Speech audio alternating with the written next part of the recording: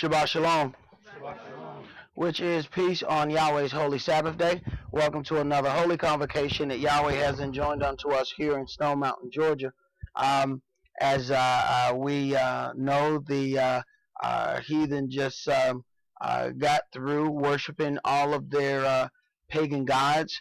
What we have to understand is that Yahweh has given Israel his culture. This culture was a way of life for Israel, and it is also something that set Israel apart from all the rest of the other nations. As it is written, we were to be a peculiar treasure unto him. And we cannot be peculiar if we do all the things that everybody else does.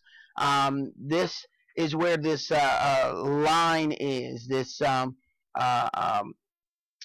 line between those who will serve Yahweh and those who will serve themselves of Yahweh. You have a lot of people that will mention Yahweh's name, they will do those things, but when it comes down to doing the things that are important unto Yahweh, that Yahweh has ordained for a man, they will not do those things. Although they will worship Yahweh with their mouth, they will offer him lip service. But walking in the culture of the Hebrew Israelites is walking in the way of Yahweh. And you cannot separate one from the other. They go hand in hand. So we have to consider what all of these things mean when we look and see that the majority of the earth have transgressed against Yahweh's word. But what is really important is that the children of Israel were given this holy law, and it is exceedingly evil when we walk against those things. But brother, would you read the oracles and entreat the angel that stands at the door to come in and sup with us and us with him, that we may make this a holy convocation by the angel's presence? 1 Peter chapter 4, verses 7 through 11. But the end of all things is at hand. Be you therefore sober, and watch unto prayer. And above all things have fervent love among yourselves, for love shall cover the multitude of sins. Use hospitality one to another without grudging.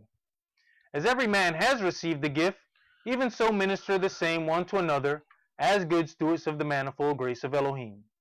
If any man speak, let him speak as the oracles of Elohim.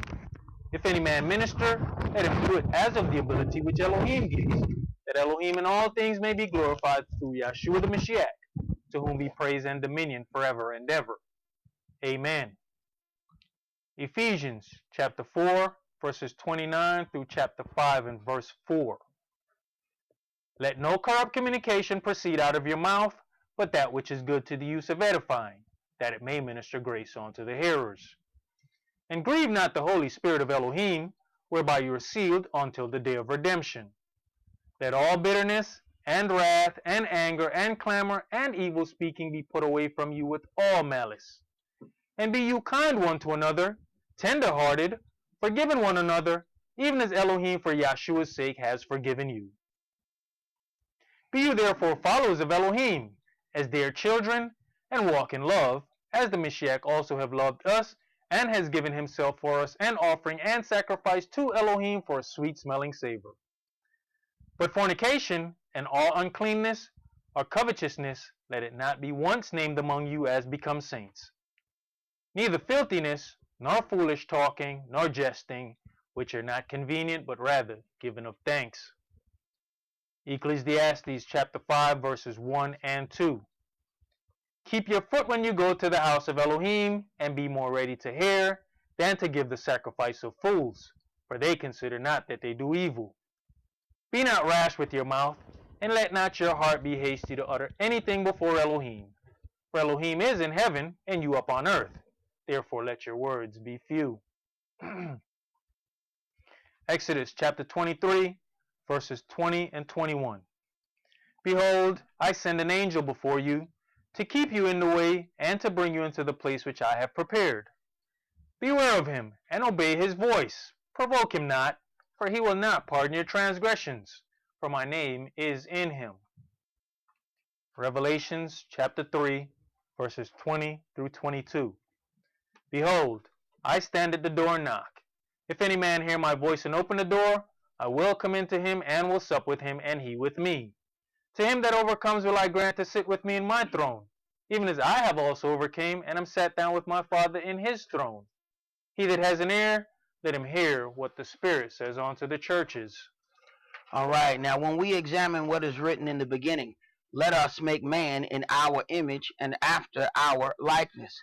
After making man to represent Elohim in a physical sense, the way of Yahweh must be shown unto them that they may represent Elohim in the spiritual sense.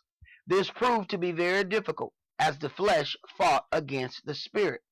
Yahweh created the earth and all therein, including all the families of the earth. But of his physical creation, there was none that could represent him in the spirit. So Yahweh Elohim created a family that will become a nation, and then he would teach, and to them he would teach his ways. His ways, which they would do, would become their righteousness.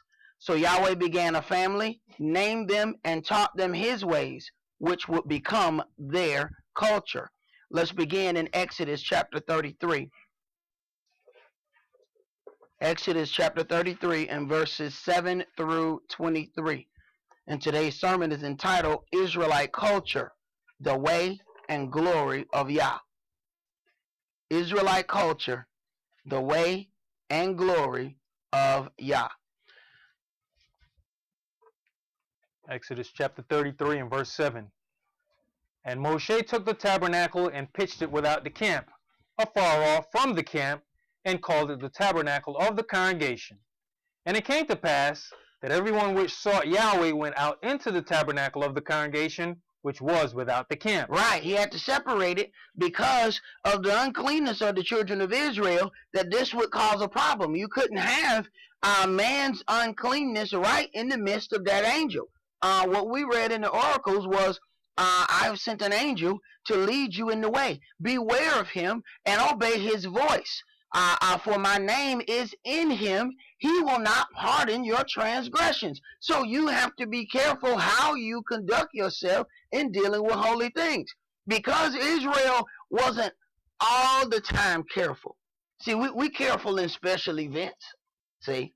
So Yahweh realized that this is, if he kept this tabernacle too close to Israel, he was going to have to kill them off. Because they were going to constantly be halfway this and halfway that. We'll be right on one day and then twice as wrong the day after that to make up for the right that we did the day before. That's going to be a problem.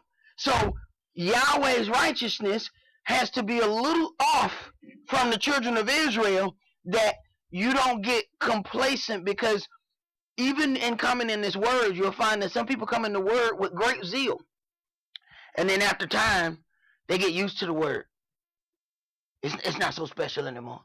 So now they don't deal with things like they used to do. The same way people deal with relationships. When they first deal with a relationship, oh, they in love. They so in love, they can't hang up the phone. You hang up. No, you hang up. No, you hang up. Let a couple years pass, they hang up, they don't even say bye. All right, I'll see you. Wait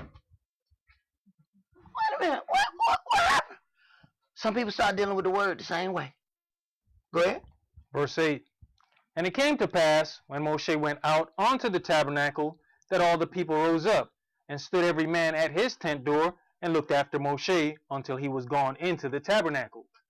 And it came to pass, as Moshe entered into the tabernacle, the cloudy pillar descended, and stood at the door of the tabernacle, and Yahweh talked with Moshe. And all the people saw the cloudy pillar stand at the tabernacle door, and all the people rose up and worshipped, every man in his tent door. And this is what separated Moshe from all the other prophets. The other prophets didn't have the Spirit to come and commune with them. They didn't have face-to-face interaction. So people will like to give you this thing about prophets and prophecy and how things are to be done. Moshe was more than a prophet. Moshe was the beginning of what Yahshua would become. He was the start, Yahshua was the finish. Go ahead. Exodus chapter 33 and verse 11. And Yahweh spake unto Moshe face to face, as a man speaketh unto his friend. And he turned again into the camp. But his servant Joshua the son of Nun, a young man, departed not out of the tabernacle. Right. You have everybody else still in their tent door. But because he was the minister, and that, all that is a servant. He was a servant to Moshe. Yahweh was already training the next dude. See, what people like to do, it says the young man departed not out of the tabernacle. People think what happens is, okay, when Moshe died, we'll just find the next old dude and we'll put the next old dude in charge. Yahweh don't work like that. That's how man works. Because man needs somebody. Man has so much inner disrespect for certain things. They need to have somebody that they respect enough to tell them what to do. So they figure the next old dude, I'll listen to the next old dude, but I ain't going to listen to the young man. It says, the son of Nun, a young man, departed not out of the tabernacle. Yahweh is training him now. Ain't none of them old dudes in the presence of the Spirit. The young dude is. So Yahweh didn't just pick another old dude and tell him, follow Moshe everywhere he go, so that, you have a portion of this Spirit. This guy was in the presence of the Spirit as Moshe is. Go ahead. Verse 12.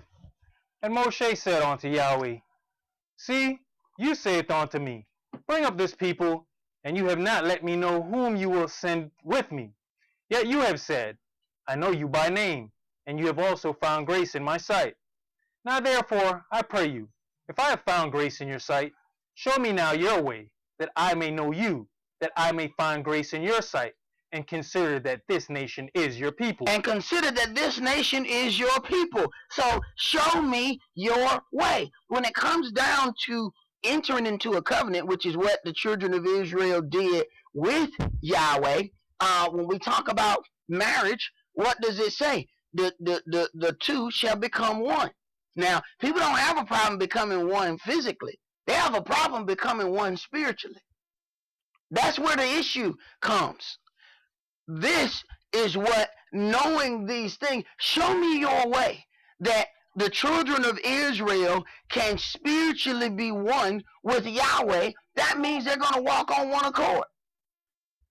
See, when we were young, they used to have them things where they had the three-legged race. Well, you have to learn how to walk together in the three-legged race. All the people who act as, you could find two of the fastest people and put them together, and they'll lose the three-legged race every time. Because each one of them is trying to work on his own merit. So he thinks he's fast, the other one thinks he's fast, and they just run. They keep falling every time you turn around. And then you have sometimes the slowest two by themselves end up being the ones who win the three-legged race, because they figure out the middle leg got to move together. So you can watch, and if you watch the race, you can sit back and watch and see when they figure it out. That's what Yahweh does. He just sit back there and watch us and say, oh, well, we're going to take these idiots to figure this out. It don't matter how, the race is not given to the swift. So they run, they trying to go all fast, and they keep falling over. And Yahweh just sit back. I wanted to realize that middle one got to move together. Let me just see how many times they're going to hit the ground before they figure this out. And then you can watch in the middle of the race, the kids that figure it out. You can see them counting in their head. One, middle leg. One, middle leg. One. Ah! And they so happy when they figure it out. And they pass everybody. And them the shortest two dudes by themselves. But they figured it out in the middle. All they got to do is move the middle leg together. Move the middle leg together. And they're not falling over. All the fast people, they jump right out, but then they fall. They get up, they go fast again, but then they fall. That's what happened in a relationship. People jump off, they in a relationship, oh man, they in love with each other. They take off, they fall 3 steps later. Because they ain't figured out. That middle leg don't belong to you or him. It belong to y'all. Learn how to work it together, and you ain't going to keep flipping over. Go ahead. Exodus chapter 33 and verse 14. And he said, My presence shall go with you, and I will give you rest. And he said unto him, If your presence go not with me, carry us not up hence. For wherein shall it be known here that I and your people have found grace in your sight? Is it not that you goeth with us? So shall we be separated, I and your people, from all the people that are upon the face of the earth. Right. Israel is separated from all the people on the face of the earth because Israel is the only nation that was given a holy law. So Moshe was seeking something personally for himself because he is the one that has to orchestrate these things. But Israel was given Yahweh's way by them receiving his law. His law is his way. His law is his way, and it is the culture of Israel. So the culture that we are supposed to walk in is Yahweh's way. This is what separates you from everybody else on the planet. But we want to half do that. Go ahead. Verse 17. And Yahweh said unto Moshe, I will do this thing also that you have spoken, for you have found grace in my sight, and I know you by name. And he said, I beseech you, show me your glory. And he said, I will make all my goodness pass before you, and I will proclaim the name of Yahweh before you. And I will be gracious to whom I will be gracious, and I will show mercy on whom I will show mercy. And he said, you can't not see my face, for there shall no man see me and live. And Yahweh said, behold, there is a place by me, and you shall stand upon a rock. And it shall come to pass, while my glory passeth by, that I will put you in a cleft of the rock, and I will cover you with my hand while I pass by. And I will take away mine hand, and you shall see my back parts, but my face shall not be seen. Right. So then we see that Moshe is wanting some deeper understanding of who it is he is dealing with, because understand, in the way that they are given this understanding, Israel has been separated, have been in captivity. There's a whole lot of things that they do not understand. So he wants to have greater understanding of his way. What kind of Elohim are you, that we may truly become one? As Yahweh said, I am married unto you, Israel. So what you're looking at is a true way of Israel and Yahweh becoming one in the spiritual sense. Let's go to Genesis chapter 32.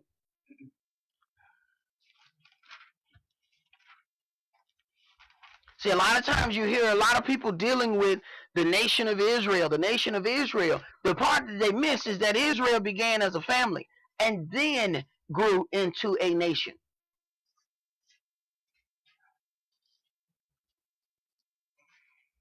See, Yahweh had to pick a man and begin with this man to start this family as his spiritual representatives here on earth. You have to consider the land, the Holy Land, was called Canaan land first. You have to wonder, if they had done what they were supposed to do, maybe they would have been Yahweh's chosen people. Well, they was in the land in the first place. Genesis chapter 32, and let's read verses 24 through 30. And Jacob was left alone, and there wrestled a man with him until the breaking of the day.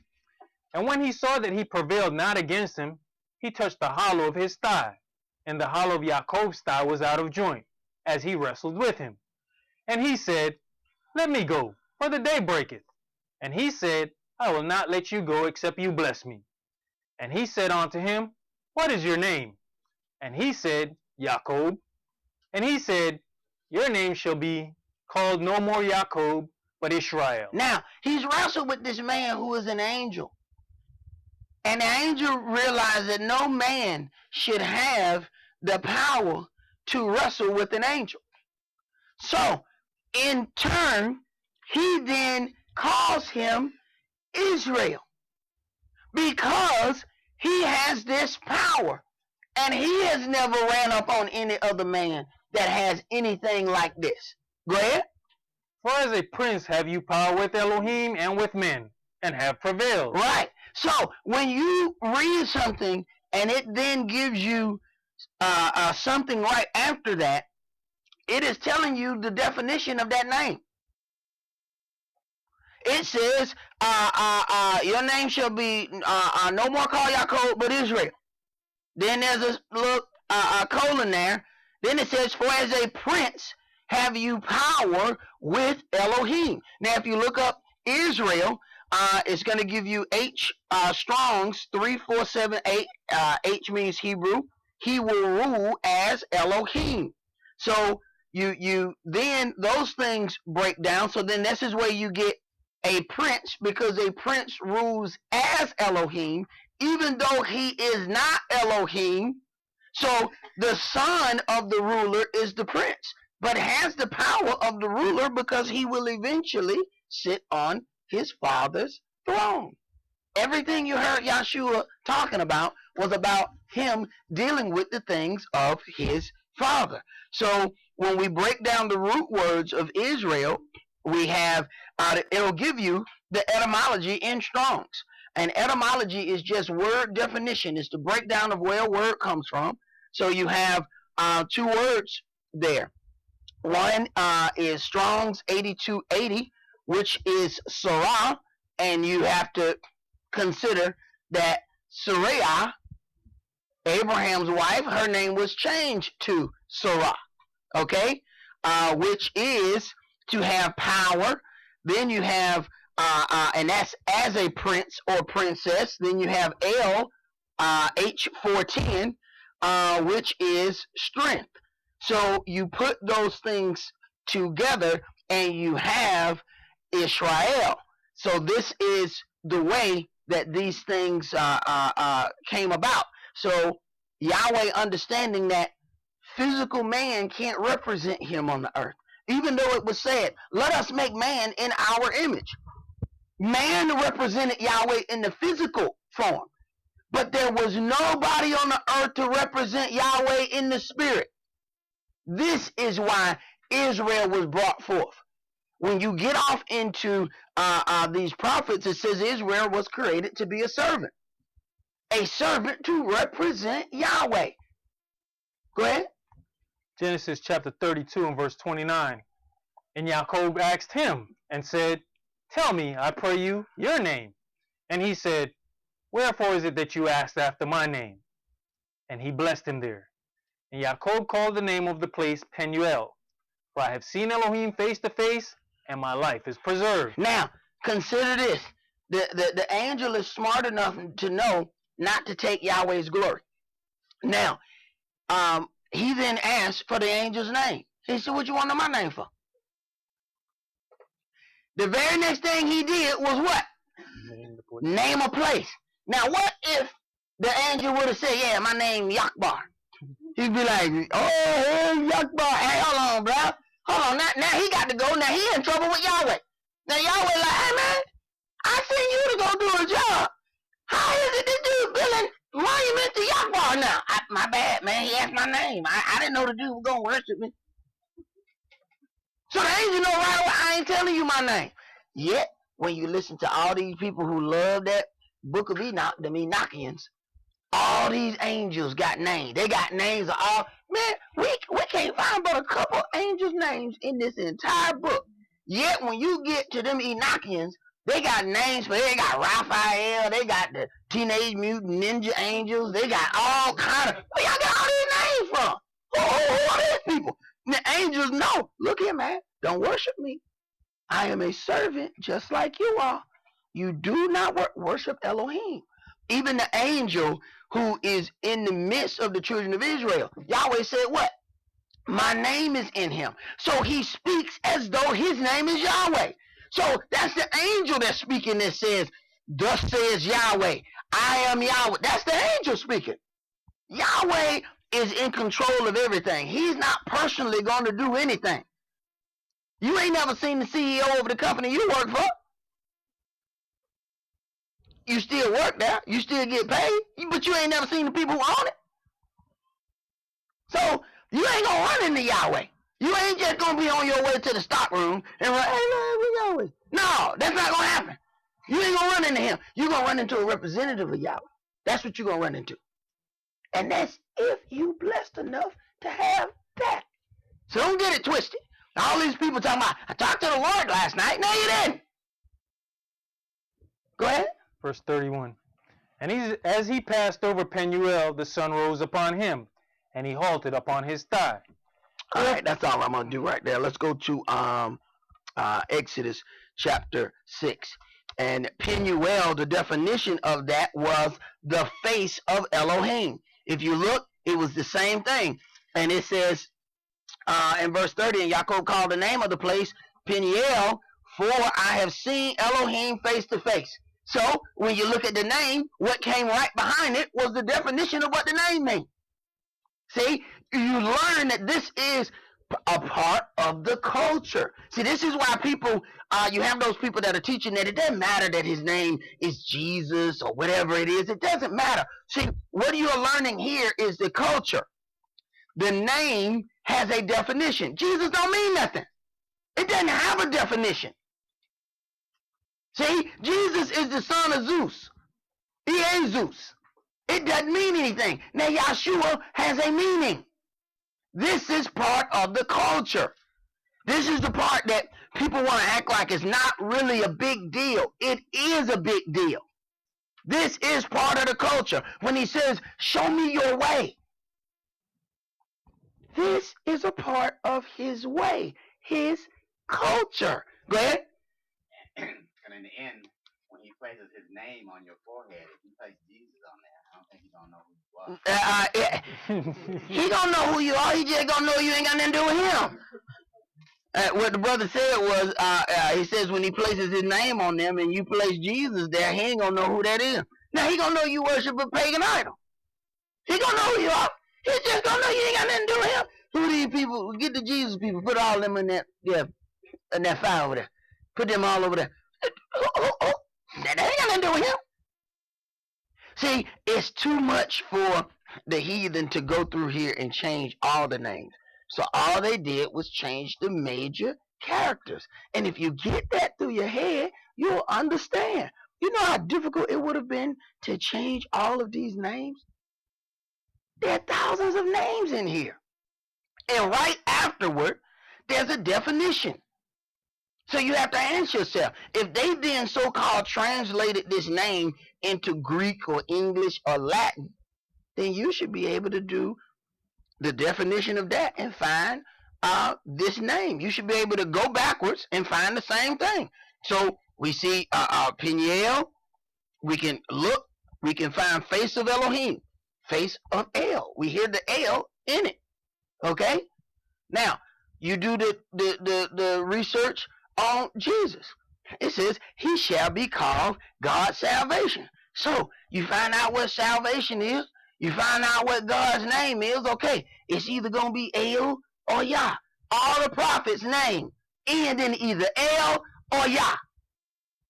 So you look at Jesus. Wait a minute. It ain't got El or Yah in it. Wait a minute. Now, this is supposed to be a holy name.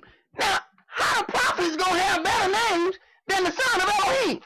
All their names end in El or Yah, and Jesus has neither one. Right. It don't add up. Simple as that. Exodus chapter 6, and let's read verses 1 through 3. Then Yahweh said unto Moshe, now shall you see what I will do to Pharaoh, for with a strong hand shall he let them go, and with a strong hand shall he drive them out of his land. And Elohim spake unto Moshe, and said unto him, I am Yahweh. And I appeared unto Abraham, unto Isaac, and unto Jacob, by the name of El Almighty. Right, by the name of El Shaddai. That's how I appeared unto them. Go ahead. But by my name Yah was I not known to them. Right, and of course, you know, in this English version of the Bible, they got Jehovah there in all caps. So once again, this is a way to change the culture.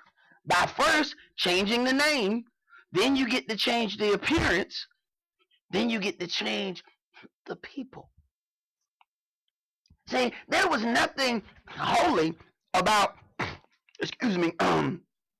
the way these so-called people got in the land calling themselves Israel.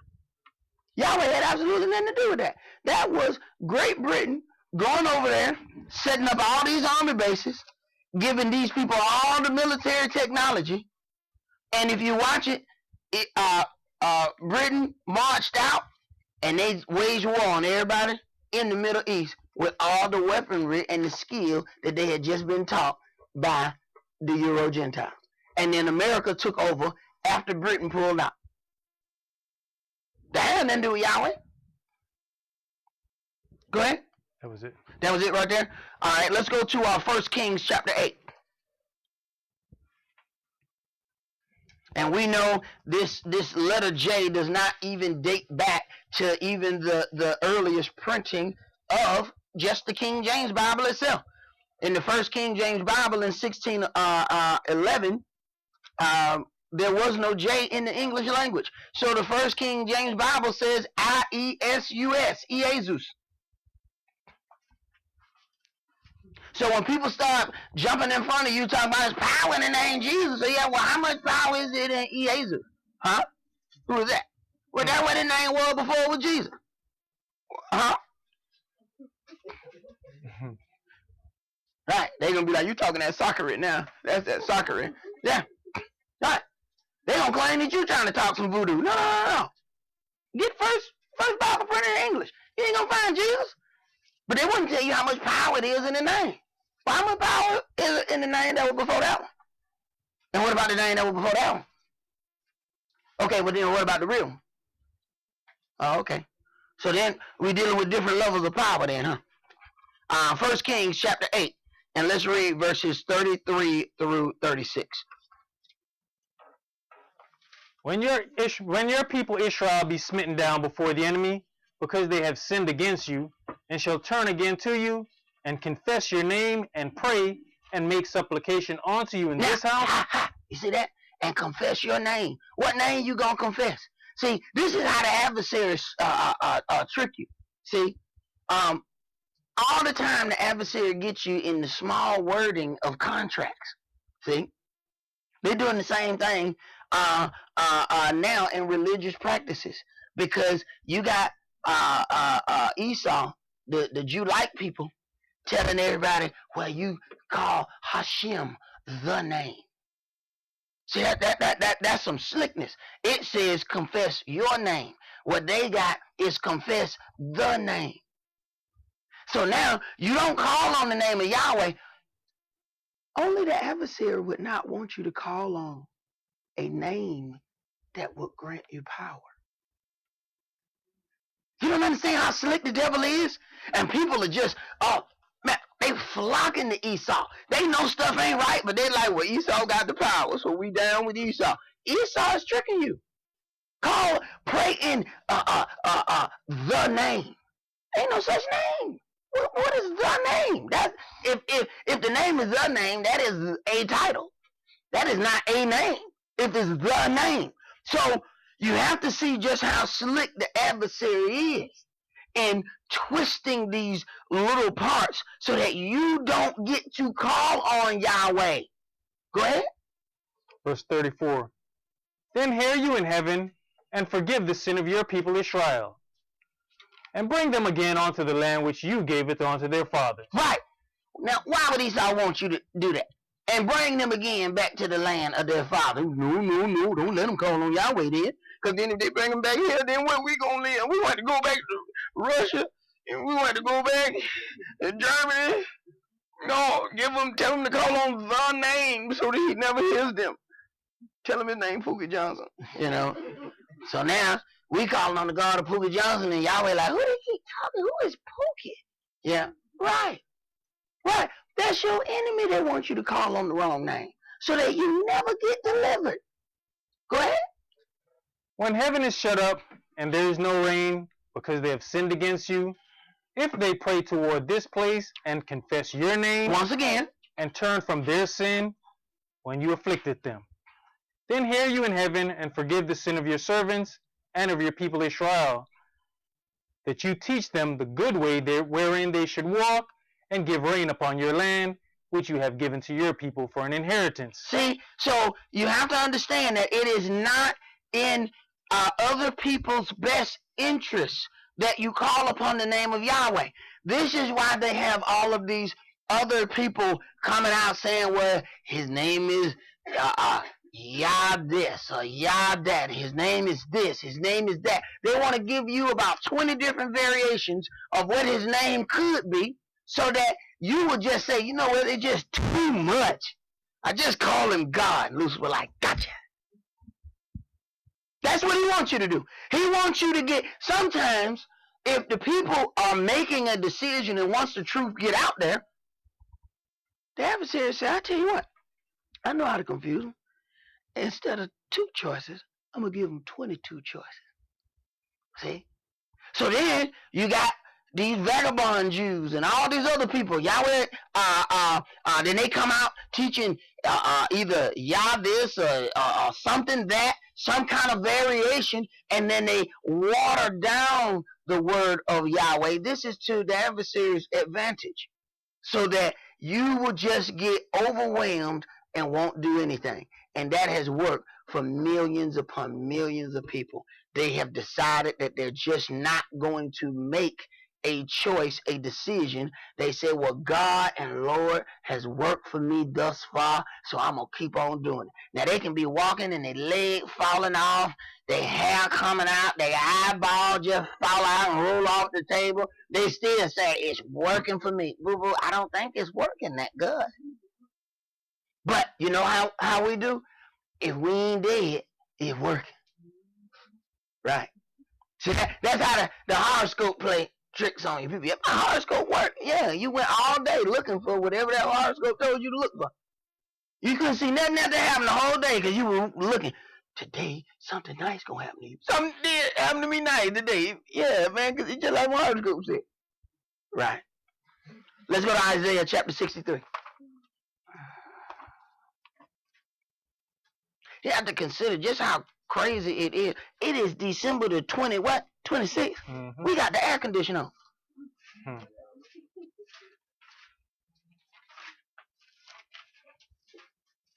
There are some people that Santa Claus came down their chimney and broke it. Their whole house is tore up now. Tornado done came through, tore up. All the little Christmas gifts just scattered all around town. Somebody got a gift that was for somebody else because the tornado done grabbed it. Yahweh just came in there and just grabbed it. He had grabbed that little Christmas gift and just threw it across the way. And somebody else opening that gift. Oh, it said James, but I like the gift, so I'm going to keep it. Right, that way, y'all. Right. Yahweh said he was going to come through and sweep this daughter of Babylon with the broom of destruction. Mm-hmm. He just warming up. The angel just stretching. He ain't even got his chi on yet. He just getting ready. He just getting ready. And all them people, we love when we get some money, we go right out and go live amongst the Euro Gentile. Look at the TV and where them storms happen, and you be like, wait a minute. That's right. I was going to buy a house over there. Right. Think about when all the destruction happened with the children of Israel. Wasn't nothing dying in Goshen. What was Goshen? That's where Israel was. Mm-hmm. But see, when we make it, I don't want to live in the hood. I'm going to get me a nice house over there with the white folk. I'm going to move up like George and Weezy. Right. And then here comes the tornado. And it come right there, get you, George, and Weezy. Right. You're going to figure it out sooner or later. You're going to figure it out. Isaiah 63, let's start that at verse 1. Who is this that cometh from Edom, with dyed garments from Basra? This that is glorious in his apparel, traveling in the greatness of his strength. I that speak in righteousness, mighty to save. Right. For he's going to deal with those people who claim that they are Jews, who say they are Jews and they are not. So his garment is going to be stained with blood for righteous judgment.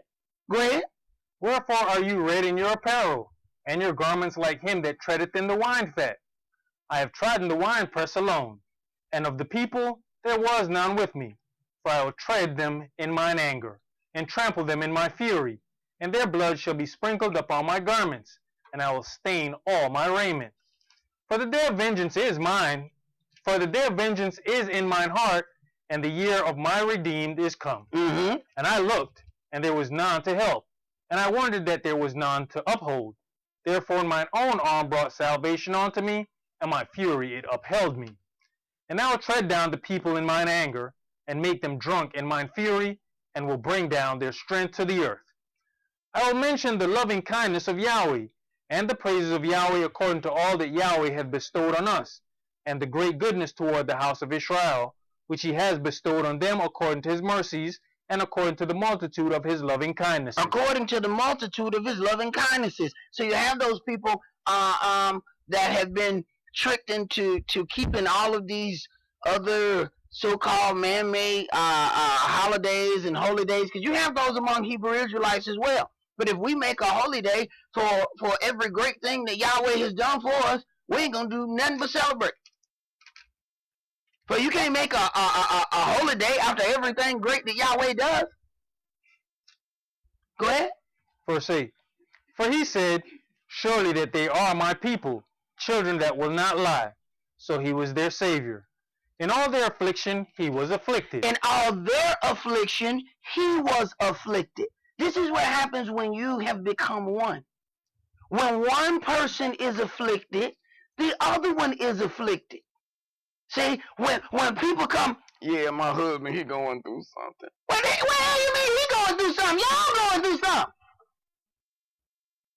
Oh, my wife, she got such and such. What you mean? You ain't gonna do it? Something wrong here? It ain't supposed to be no he, she. It's supposed to be we. Man, we going through such and such, man. I gotta help. You know, it's supposed to be a we. But what you end up hearing is he and she. Wait a minute. He and she? Go ahead. And the angel of his presence saved them. In his love and in his pity he redeemed them. And he bare them and carried them all the days of old. But they rebelled and vexed his Holy Spirit. Therefore he was turned to be their enemy, and he fought against them. Right. This is what happened when you don't walk on one accord, and you can't walk with the same spirit. Instead of a we, it's a he and a she, and eventually he and she fight against each other. Go ahead. Then he remembered the days of old, Moshe and his people, saying, where is he that brought them up out of the sea with the shepherd of his flock? Where is he that put his Holy Spirit within him? That led them by the right hand of Moshe with his glorious arm, dividing the water before them, to make himself an everlasting name. To make himself an everlasting name. So Israel is making him an everlasting name by walking in the culture that he gave them. See, we think the culture is a byproduct. No, the culture is where it's at. Go ahead. Verse 13. That led them through the deep as an horse in the wilderness, that they should not stumble. As a beast goeth down into the valley, the Spirit of Yahweh caused him to rest. So did you lead your people to make yourself a glorious name. Look down from heaven, and behold from the habitation of your holiness and of your glory. Where is your zeal and your strength, the sounding of your bowels and of your mercies toward me? Are they restrained? Doubtless you are our father, though Abraham be ignorant of us, and Israel acknowledge us not. You, O Yahweh, art our Father, our Redeemer. Your name is from everlasting. O Yahweh, why have you made us to err from your ways, and harden our heart from your fear? Return for your servant's sake the tribes of your inheritance. The people of your holiness have possessed it but a little while. For adversaries have trodden down your sanctuary. We are yours. You never beareth your rule over them. They were not called by your name. They were not called by your name. And people don't understand the power of the name Israel. They don't understand that Elohim is plural. When you deal with the plural form, El is singular. Elohim is plural. It says, let us make man. They don't understand the Godhead in Israel. See, they think we would never call Yahwehites. We call Israelites. It was Yahweh that gave us this holy name of Israel, naming us after his son, Israel. People don't get that. The whole part. Why do you think he only gave us El El Shaddai, Elohim, then gave us Yahweh. He didn't give us Yahweh right away. And we have to consider that. In Isaiah, he says, I surnamed you. I'm the one that called you by your name. So we don't see the holiness that is set forth in that. So it is a very important thing in walking in this culture. And part of that is recognizing the names that Yahweh has given unto his people. Let's go to Genesis chapter 3.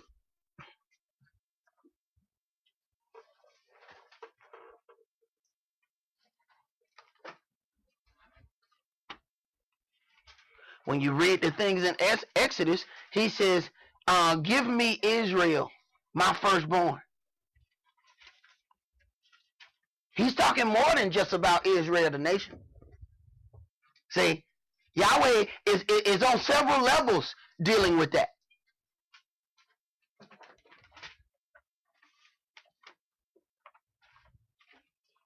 And you can't love Yahweh and hate the culture of the Israelites. They go hand in hand. His culture is his way. This is what he said. Show me your way.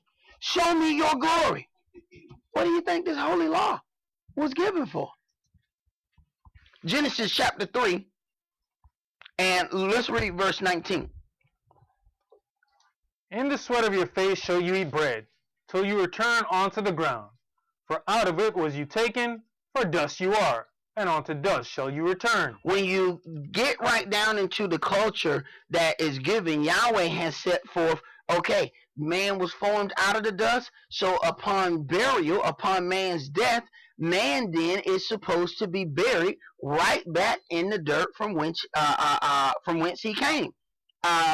When we look at what happens now, you have the Euro Gentiles setting forth this cremation and burning, and people put the body. That's one of the things of Rome, where they'll put the body on a raft and set it on fire and push it out into the ocean. So then you have people, what they do today is they'll go to a place, get their body cremated, put it in a vase, and then they'll go out to the water and just sprinkle the ashes. And these are things that we've picked up from other nations. But in the beginning, Yahweh has already set the way that things are supposed to go. This is a part of that culture. Now, the interesting thing is, one of the things is I was watching that television program that Adam Ruins Everything. That was another one that I seen on there when they got to talking about burial, and it was just how much money, and there was a whole lot of truth in that. A burial is one of the most expensive things you will encounter, and it's sad to say that you will encounter. You won't encounter it in your life. You won't encounter it in your death. Somebody gonna have to deal with it. If they deal with it according to the way that they have things going, this stuff is majorly expensive because they're death mongers and they're making money off of people's feelings. Feelings bring in more money than anything. All you have to do is get the people emotionally attached or detached in some way, and you're going to get rich. And they know this, and they play the game in such. Let's go to Genesis chapter 50, and we're going to start this at verse 1. So there are a whole lot of things that we are really killing ourselves in trying to follow the ways of the adversary. Because the bottom line is most of us cannot afford a burial for our loved ones according to the way that things are set up. And you find out that the preacher is in cahoots with the funeral director, because they have the funerals in the church, which according to what we know is, first of all, not supposed to be done. Ain't supposed to be no dead bodies in the church. But I mean, if you're gonna worship on Sunday, you just bring all the dead bodies in the church. So you got dead bodies coming in the church.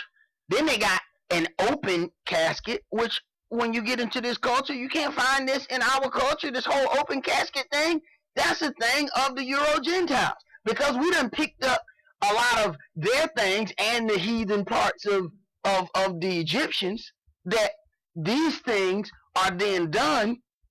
And now, you know, you got to pay the pastor to have the thing in their church. Then you got to pay the funeral home. And it never does occur to you that the pastor and the funeral home deal directly. See, I had to run up on one of them and see that once a certain pastor says something to the funeral director, all of a sudden they cutting deals with one another because of all the business that they making in death.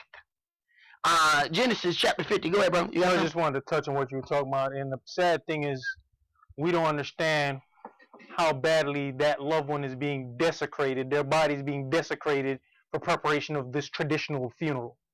You got it. We're going to get there. Genesis chapter 50, and let's start that at verse 1. And Joseph fell upon his father's face, and wept upon him, and kissed him. And Joseph commanded his servants, the physicians, to embalm his father, and the physicians embalmed Israel. Now, people will go to this and say, you see, Joseph, that you can find embalming in the Bible. Joseph was among Egyptians. This is what Egyptians did. But you have to also consider where Israel was set to be buried at. Go ahead. And 40 days were fulfilled for him, for so are fulfilled the days of those which are embalmed. 40 days for the embalming, as they are drying up this body and pulling out body parts. They're doing all kind of stuff. Yeah, this is what the embalming is. Go ahead. And the Egyptians mourned for him 60 days. And when the days of his mourning were past, Joseph spake unto the house of Pharaoh, saying, If now I have found grace in your eyes, speak, I pray you, in the ears of Pharaoh, saying, My father made me swear, saying, Lo, I die in my grave which I have digged for me in the land of Canaan. Right, so you automatically see he's supposed to be buried. He's saying there is a grave that he has digged in the land of Canaan. Go ahead. There shall you bury me. Now therefore let me go up, I pray you, and bury my father, and I will come again. Right. He wasn't to be buried right there. So when you consider even him going through this tradition of Egypt and doing this embalming, his father is not going to be buried there. He's got to carry the father to a whole nother place in Canaan, where he has purchased a place for himself to be buried. Go ahead. And Pharaoh said, Go up and bury your father, according as he had made you swear. And Joseph went up to bury his father, and with him went up all the servants of Pharaoh, the elders of his house, and all the elders of the land of Egypt, and all the house of Joseph, and his brethren, and his father's house. Only their little ones, and their flocks, and their herds, they left in the land of Goshen. And there went up with him both chariots and horsemen, and it was a very great company. And they came to the threshing floor of Atad, which is beyond Jordan, and there they mourned with a great and very sore lamentation. And he made a mourning for his father 7 days. And when the inhabitants of the land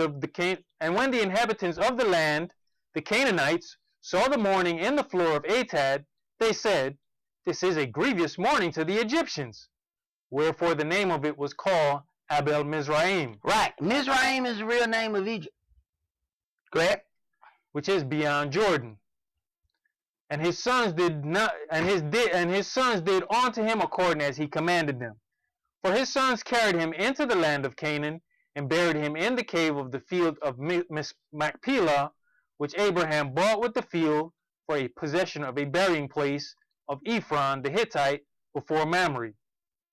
And Joseph returned into Egypt, he and his brethren, and all that went up with him to bury his father, after he had buried his father. All right. Now, there was a place over here. It said what the days were. So you had first in verse 3, it says, and 40 days were fulfilled for him. So are fulfilled the days of those which are embalmed. And the Egyptians mourned for him 60 and 10 days. So that is how many days? 70 days. 60 and 10. Score is 20. So 60 is 60, and then 10 added to that is 70. So you have 40 days for the embalming, and then 30 days for the mourning.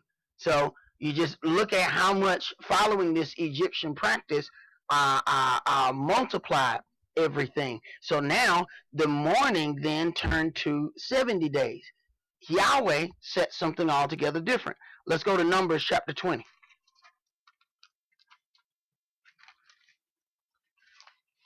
Long time to have a body laying around. Right. That's a long time to have a body laying around. But you see how one thing, the Egyptians are into preserving the body because they think they're going to have that same body in the afterlife.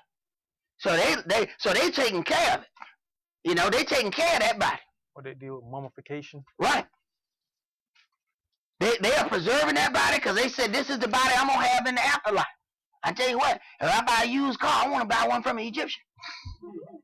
So they probably took care of that car. Man, this going to be the car I'm going to use in the afterlife.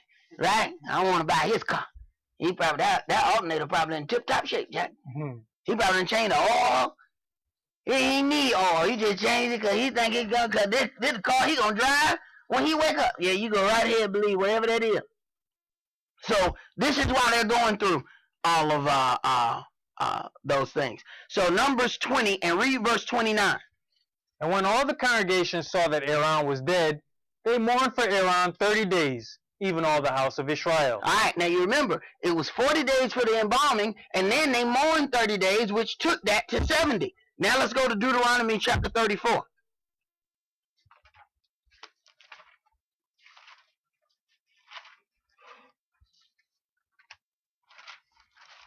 Deuteronomy 34, and let's read verse 8. So that was Aaron's death and the mourning thereof.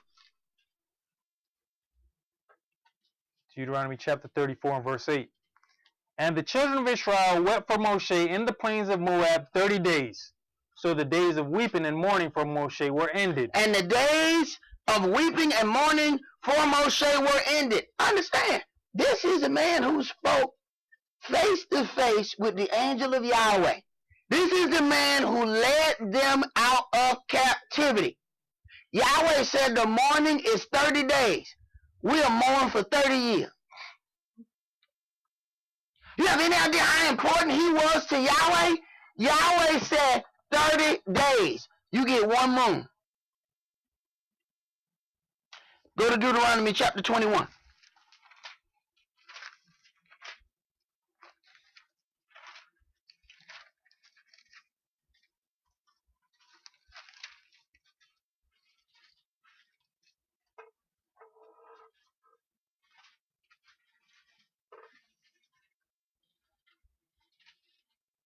Deuteronomy chapter 21, and let's read verses 10 through 13.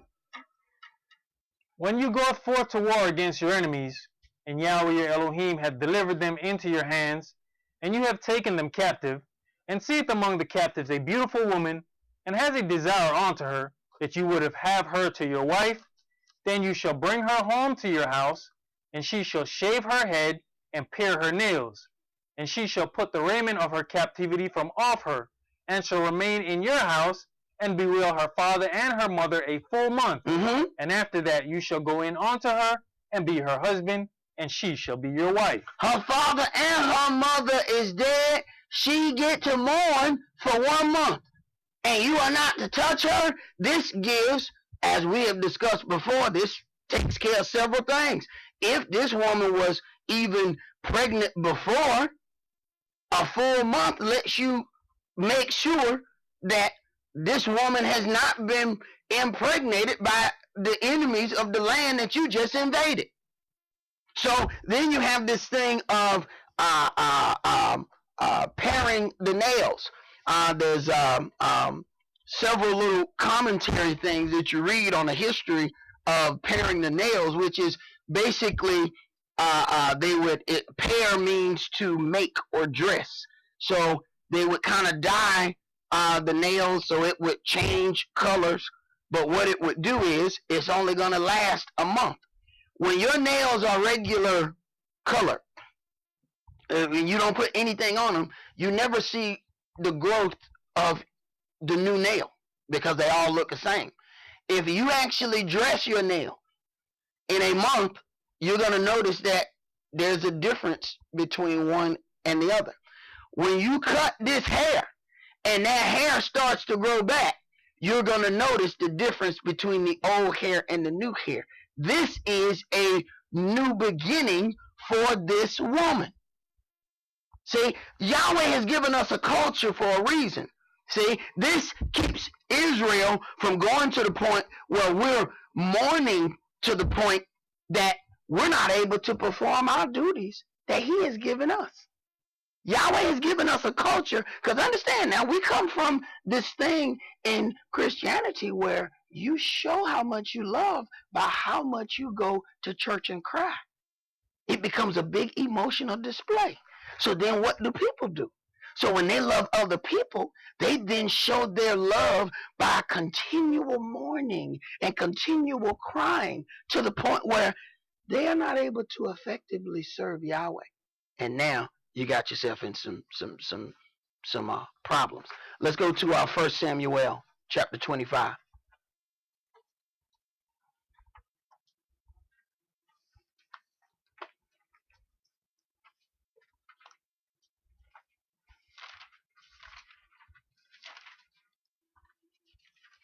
And don't get it twisted.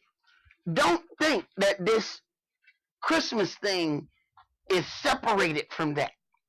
They think that they're showing love for the birth and death of Jesus. Don't get this twisted and think that it's something different. See? So they're going to go through this thing. They'll bring it back during Easter, and they'll go all over all of the death of Christ. And this gives them an opportunity to deal with this mourning all over again, and they get to use that to bring in more paganism. 1 Samuel chapter 25, and let's start that at verse 39.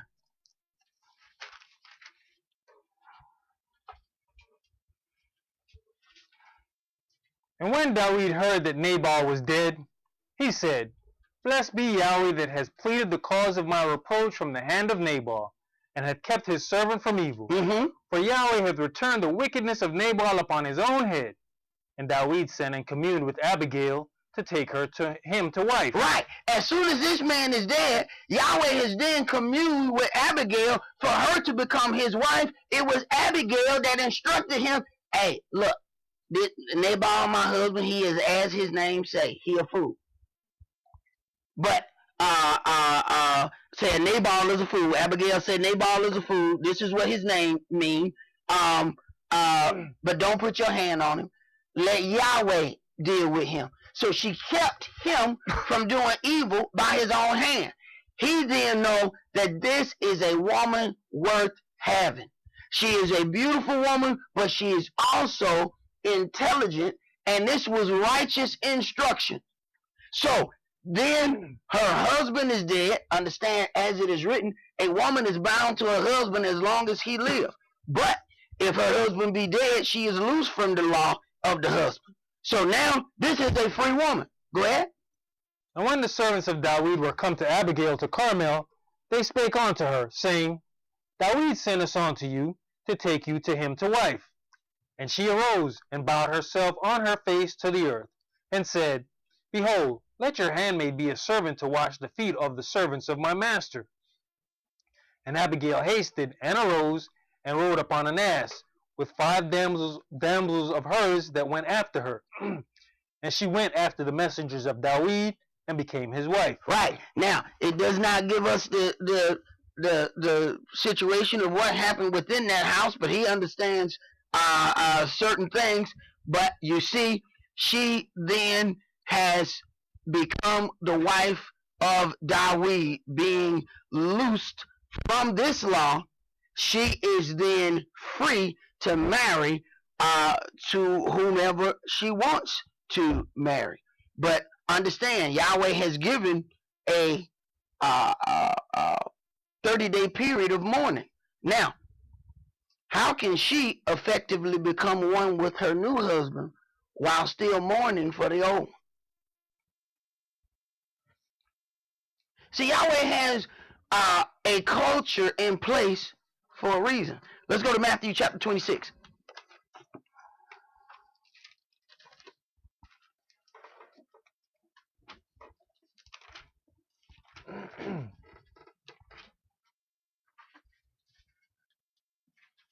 Matthew chapter 26, and let's read verses 1 through 13.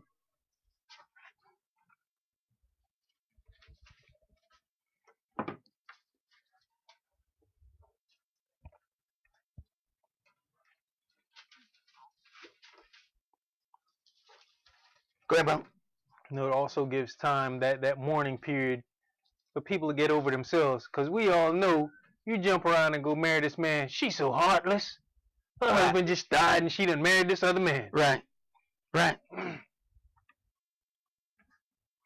Now, if they went according to the book and the woman went and married the brother, like the words say, think about what kind of stuff they say. She just working the whole family. She a family worker. Right. She's working according to what's written in this book. See? But you got people and what they think, feel, and believe. And what you think, feel, and believe ain't got nothing to do with the culture that Yahweh has set. His way is the culture that he has set for the children of Israel. See? But what happened is we like bits and pieces of it.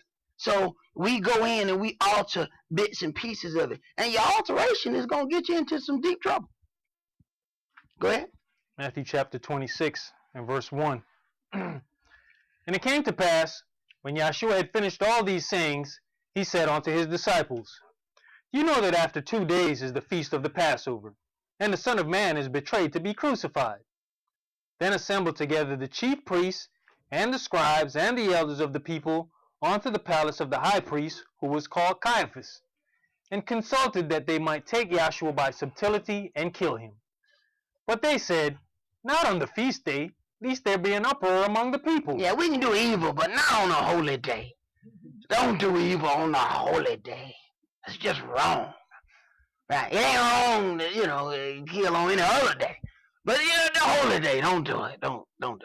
But now when Yahshua was in Bethany, in the house of Simeon the leper, there came unto him a woman having an alabaster box of very precious ointment, and poured it on his head as he sat at meat.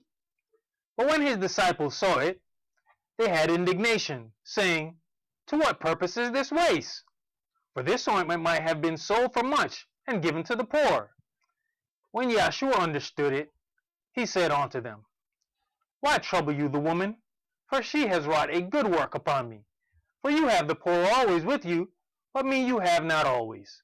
For in that she hath poured this ointment on my body, she did it for my burial. She did it for my burial. So there is anointment and ointment poured upon the body for burial. Go ahead.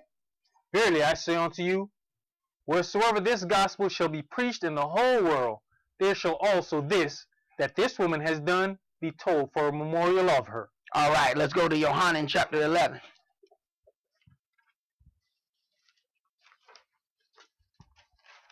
Yohanan 11, and let's start that at verse 1.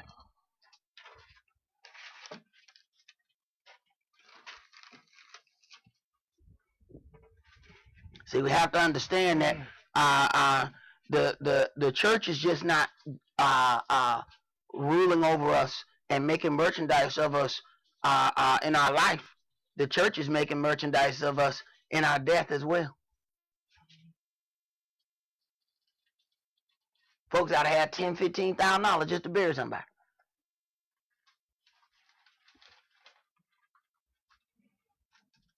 Yohanan chapter 11, and let's start that at verse 1. Now a certain man was sick, named Lazarus, of Bethany, the town of Mary and her sister Martha. It was that Mary which anointed the Adonai with ointment, and wiped his feet with her hair, whose brother Lazarus was sick. Therefore his sister sent unto him, saying, Adonai, behold, he whom you loveth is sick. When Yahshua heard that, he said, This sickness is not unto death, but for the glory of Elohim, that the Son of Elohim might be glorified thereby. Mm-hmm. Now Yahshua loved Martha, and her sister, and Lazarus. When he had heard therefore that he was sick, he abode 2 days still in the same place where he was. 2 days. He know the man sick. He still stayed where he was 2 more days. Now people say, man, he trying to kill him. He know he's sick. Why he didn't hurry up? Go ahead. Then after that saith he to his disciples, Let us go into Judea again. His disciples say unto him, Master, the Yehudis of late sought to stone you, and goeth you thither again? Yeah, first you're going to wait 2 more days. Then you're going to turn around. Why you going anyway? They going to stone you. We just left. They were trying to kill you. Go ahead.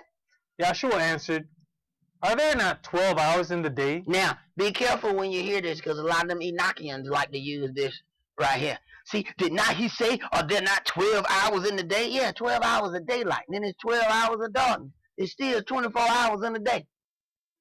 It is not one complete revolution in 12 hours. So don't let them Enochians get you with this one. You know, don't you beware of Enochian scripture pulling. Watch them. Go ahead. If any man walk in the day, he stumbleth not, because he seeth the light of this world. But if a man walk in the night, he stumbleth, because there is no light in him. These things said he, and after that he saith unto them, Our friend Lazarus sleepeth, but I go that I may wake him out of sleep. Then said his disciples, Adonai, if he sleep, he shall do well. Howbeit Yahshua spake of his death. But they thought that he had spoken of taking of rest in sleep. Right, so Yahshua was being too poetic. He was being too poetic. He was like, yeah, man, yeah. If he sleep, he do well. So then he got to go ahead and get all hood on him. You know, he is from Nazareth. You know, they say ain't nothing good come out of Nazareth. Go ahead. Then said Yahshua unto them plainly, Lazarus is dead. Man, he dead, man. Y'all can't, man, it's too poetic for y'all. All right, let me break it down for you. Go ahead. And I'm glad for your sakes that I was not there, to the intent you may believe. Nevertheless, let us go on to him. Then said Thomas, which is called Didymus, unto his fellow disciples, Let us also go, that we may die with him. Then when Yahshua came, he found that he had lain in the grave 4 days already. 4 days already. So, in our culture, he died, he was buried. Wasn't nobody laying out for 40 days. Wasn't no embalming going on. It took 40 days to do the embalming. The Egyptians had different classes of doctors. There were so-called physicians that didn't do nothing but deal with embalming, just like they have today. The morticians don't do nothing. They don't deal with nothing but dead people. That's all they do. Go ahead. Yohanan chapter 11 and verse 18. Now Bethany was near unto Jerusalem, about 15 furlongs off. And many of the Yehudis came to Martha and Mary to comfort them concerning their brother. Then Martha, as soon as she heard that Yahshua was coming, went and met him, but Mary sat still in the house. Then said Martha unto Yahshua, Adonai, if you had been here, my brother had not died. But I know that even now, whatsoever you will ask of Elohim, Elohim will give it you. Right. She was still a little salty. There was a little bit of seasoned salt there. If you had been here, he would have been alive. But nonetheless, see, she still got a little pepper with a seasoned salt. Because right after that, she still said, but whatever you ask, Elohim is, will give you. But still, if you had been here, though, this would have never happened. Sprinkle. Yeah, just a little bit of seasoned salt. Go ahead. Yahshua saith unto her, Your brother shall rise again. Martha saith unto him, I know that he will rise again in the resurrection at the last day. Right. She ain't said not a one thing about no heaven. Not a one thing. In the presence of Christ. I know he's going to rise again at the last day. At the resurrection. She didn't say, he's down He's looking down upon us right now. He was your friend. He's looking at us. Lazarus, can you hear me? That's what she said. Go ahead. Verse 25. Yahshua said unto her, I am the resurrection and the life. He that believeth in me, though he were dead, yet shall he live. And whosoever liveth and believeth in me shall never die. Believeth you this? She saith unto him, Yes, Adonai, I believe that you are the Mashiach, the son of Elohim, which should come into the world. Right. You can't get anything if you don't believe. That's the first step. Do you believe this? This is his pause button right here. You can talk all that stuff you want to talk. You can do all that. But then it's going to come to a point where you're going to have to pause. Do you believe? That way he put his hand on that pause button. Do you believe? Yeah, I believe. All right. Press pause again. Let it keep going. Right. You got a pause button. You can press that pause button at any time. All it takes is your disbelief. Go ahead. Verse 28. And when she had so said, she went her way, and called Mary her sister secretly, saying, The master is come, and calleth for you. As soon as she heard that, she arose quickly, and came unto him. Now Yahshua was not yet come into the town, but was in that place where Martha met him.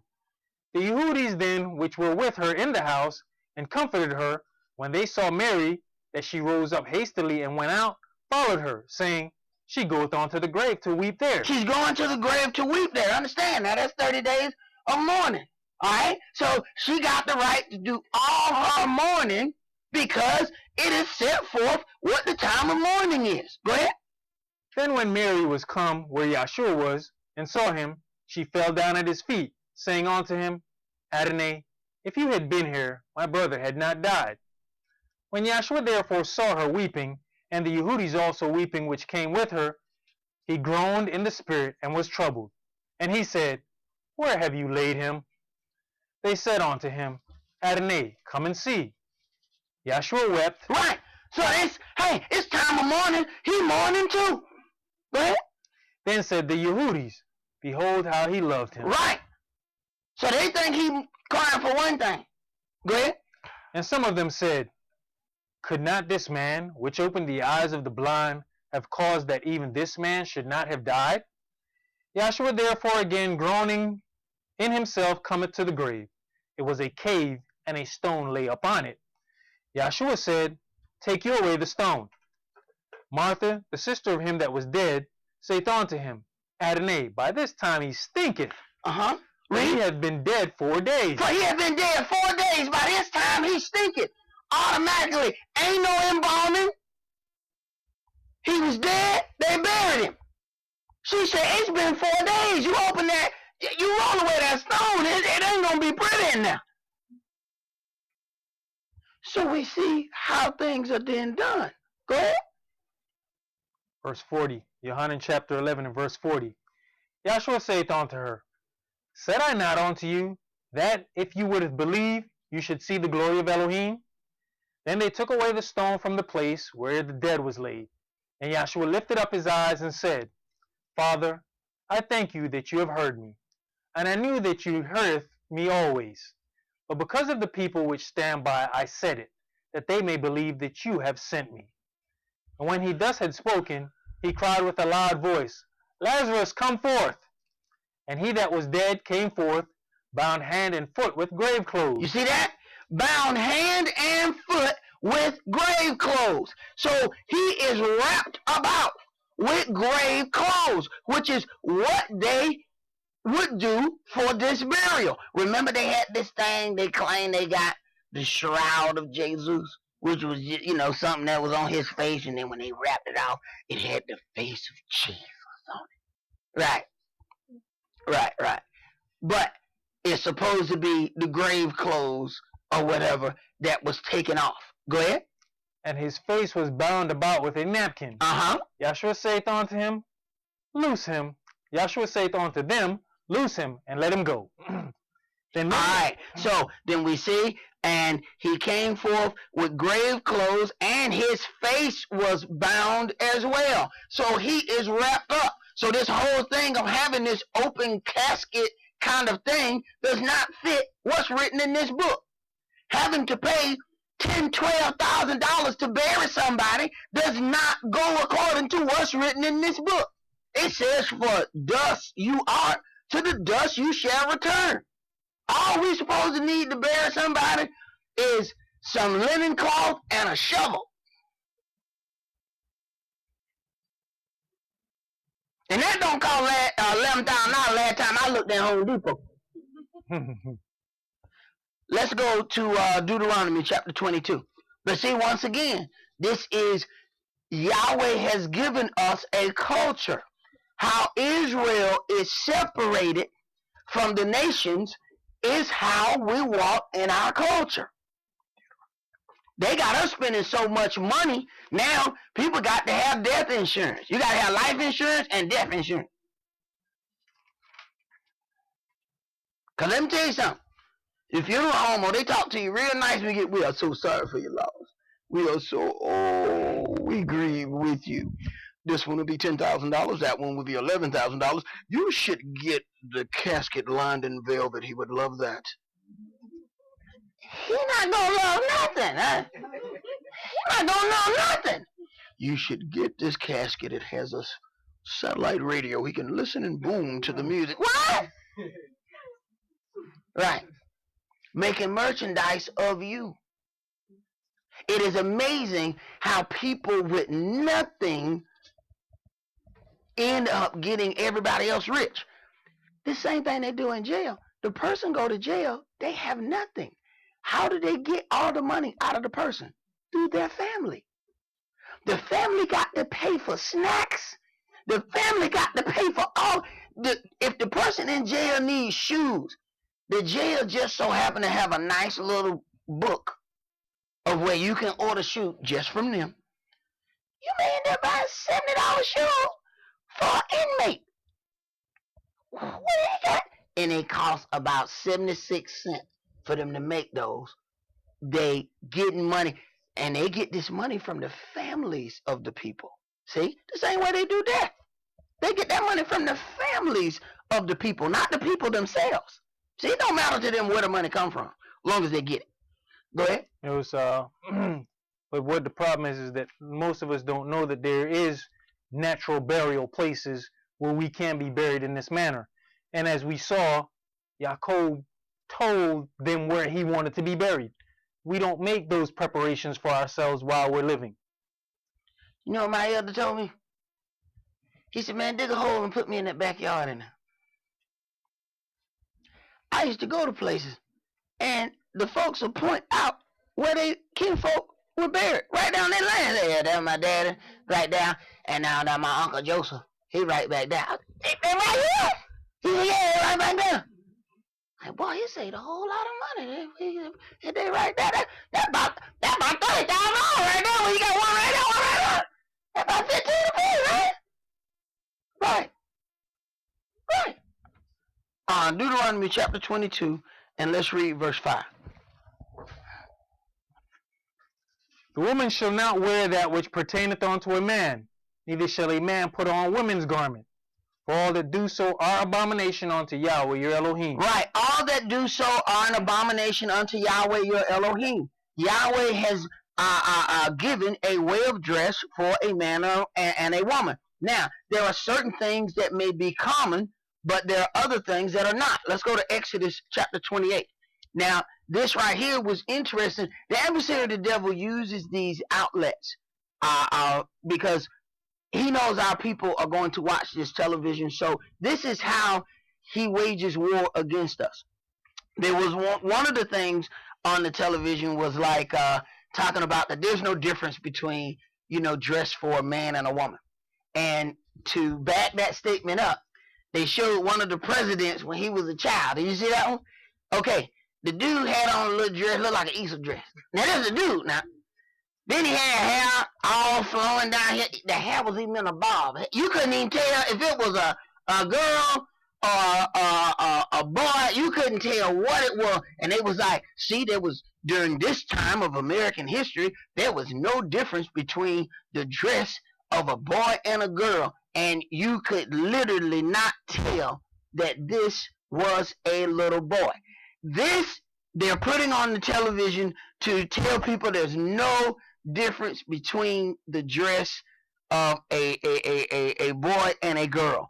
And that is one of those things. This is how we slowly get into keeping the culture of other people. And when you get right down to it, the outfit looked like one of them christening outfits. Because see, in a christening outfit, you can't tell the difference of whether it's a boy or a girl, the way they have some of those outfits. And this is what it looked like he was taking a picture in. So we have to examine that.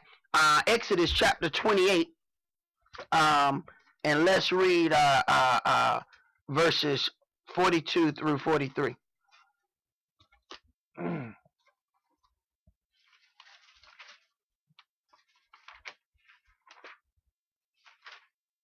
Verse 42. And you shall make them linen breeches to cover their nakedness, from the loins even unto the thighs they shall reach.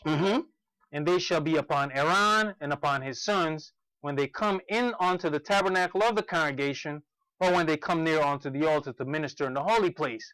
They that they bear not their iniquity and die. It shall be a statute forever unto him and his seed after him. Right. Now we find that these breeches are what people ended up calling breeches.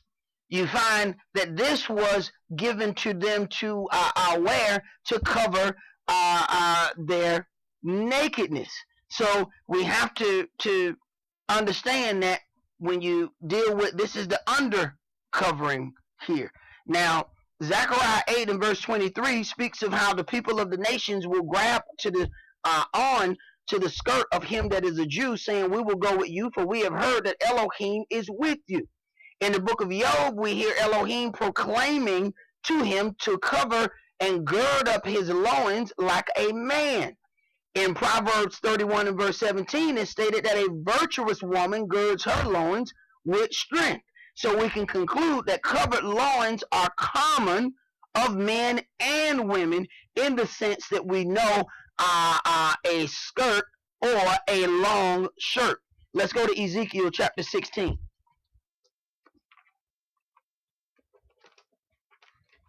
See, nowadays you have a lot of a lot of our people like to have them little boys with all the long plaits down their head. And I just seen one in the store. The little boy got his hair plaited up. It's hanging halfway down his back. And a man walked in and he said, oh, that little girl such and such. And she said, that's not a little girl. That's a little boy. And I was sitting over there. I hadn't said nothing. I looked at him. Well, I'll be damned. I would have said the same thing he said. That's a little boy. I didn't know. They think it's cute for them to have all this long flowing hair going down their back. And, you know, this is a with a baby face. People can't tell if that's a little girl or a little boy. Ezekiel chapter 16, and let's read verses 1 through 13.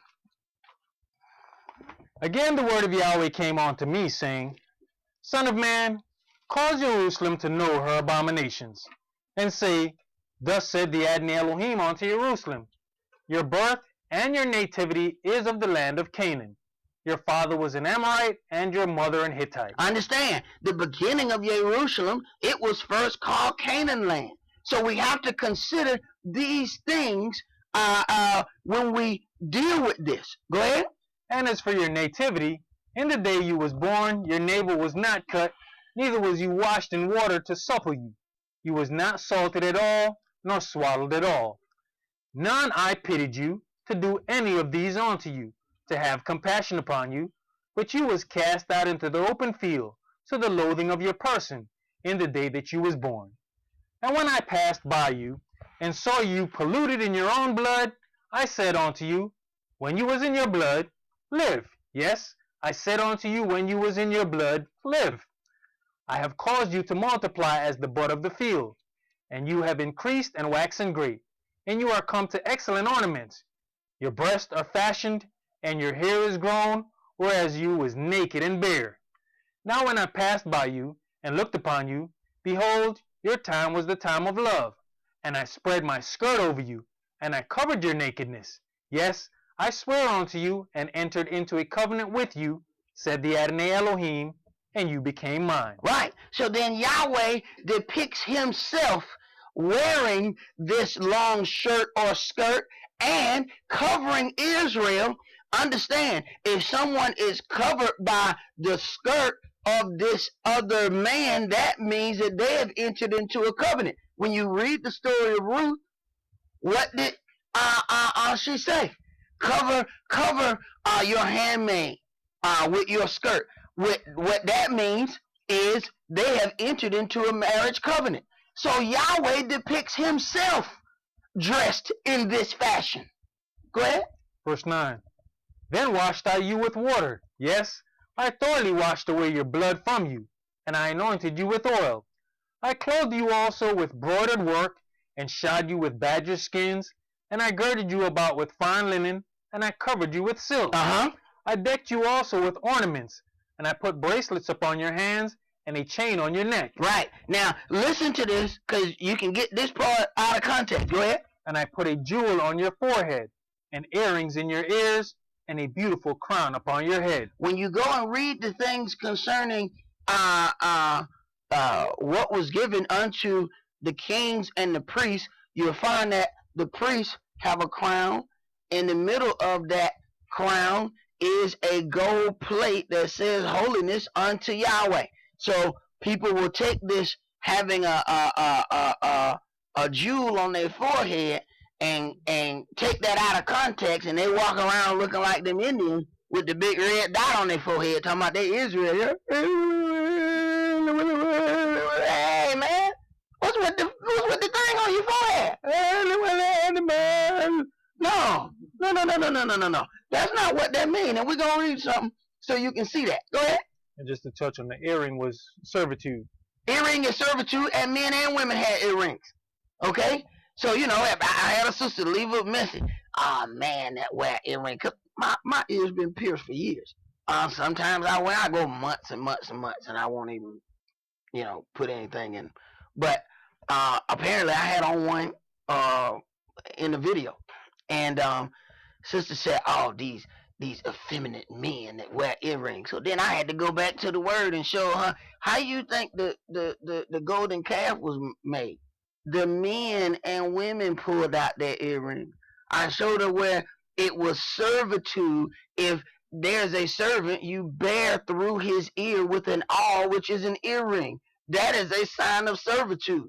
Israel was created to be a servant. That sister deleted her whole page. She didn't even want to. She found one of them ninja smoke balls, and she was gone. I never seen her again. She probably changed her name and came back later or something. I don't know. But it is what it is. Go ahead, bro. Ezekiel chapter 15 and verse 13. Thus was you decked with gold and silver. Your raiment was of fine linen and silk and broidered work. You did eat fine flour and honey and oil, and you was exceeding beautiful, and you did prosper into a kingdom. All right, you did prosper into a kingdom. Once again, Yahweh showing the beginning of Israel and the starting of a family, and then prospering into a kingdom. It was a process in bringing forth this spiritual representation of himself, which is why we are punished more than everybody else. See, the nations represent Yahweh in the physical form. Let us make man in our image. Israel was supposed to represent Yahweh in the spirit.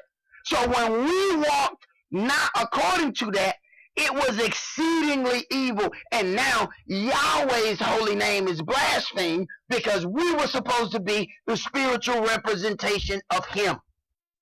Let's go to Leviticus chapter 8.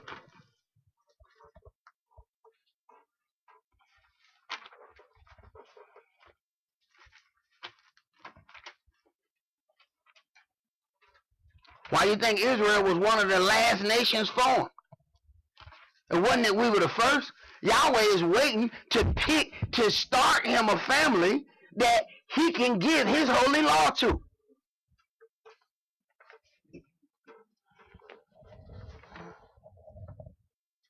Leviticus chapter 8.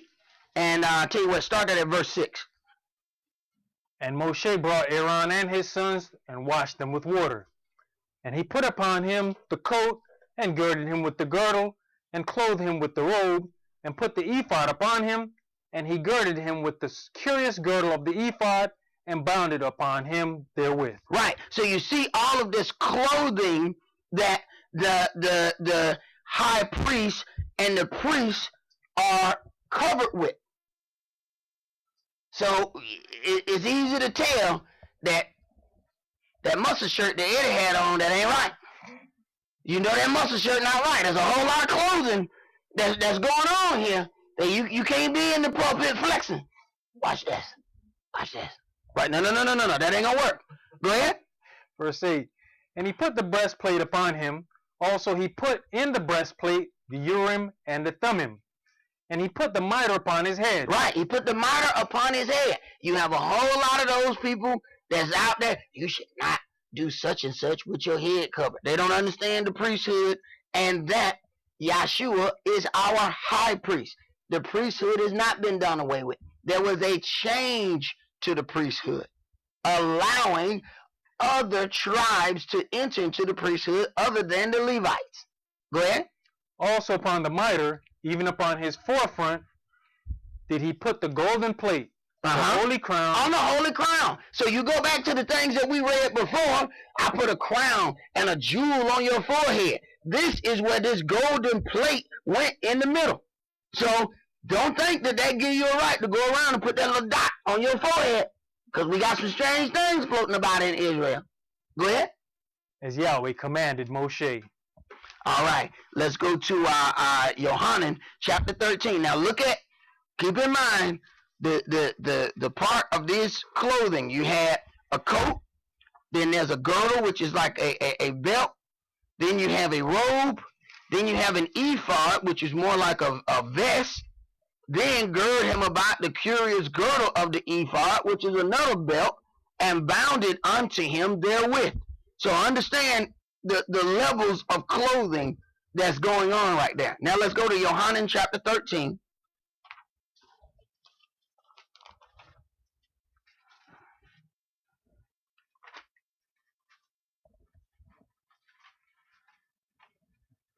Yohanan 13 and verses 1 through 5. Now before the feast of the Passover, when Yahshua knew that his hour was come, that he should depart out of this world unto the Father, having loved his own which were in the world, he loved them unto the end. And supper being ended, the devil having now put into the heart of Yehudas Iscariot, Simeon's son, to betray him, Yahshua knowing that the Father had given all things into his hands, and that he was come from Elohim, and went to Elohim, he riseth from supper, and laid aside his garments, and took a towel, and girded himself. Now, he rised up from supper, and laid aside his garments, and took a towel, and he girded himself. So he put the towel on him. Okay, go ahead. After that he poureth water into a basin, and began to wash the disciples' feet, and to wipe them with the towel wherewith he was girded. Now he wiped them with the towel wherewith he was girded.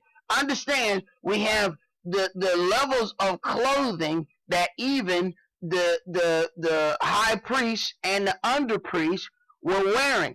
The Gentiles love nakedness, so they like to depict this part where he wiping feet, but he butt naked. You know, yeah. See, they put a lot of stuff on TV during this time. You know, and somehow it's a naked dude wiping feet in here.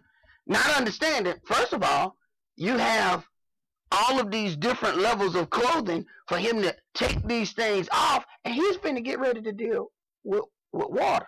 So this is the top part of him. But they like everything to be naked. You go in Roman culture, it's just butt naked people everywhere. It's butt naked statues.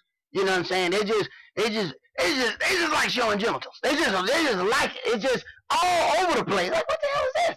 It's statues. It's children around, and it's still butt naked statues. Hey man, hey, got children in here, man. Hey, can you put some clothes on your butt naked friend over here? Why? My children coming through there, man. And you got what's with all that? It ain't nothing to them. They have them everywhere. So they love to use this to depict. See, Christ walked around naked as Jaybird too. No, they like that. Go ahead. That was it. That you finish that up? Yes. Let's go to Isaiah chapter 47.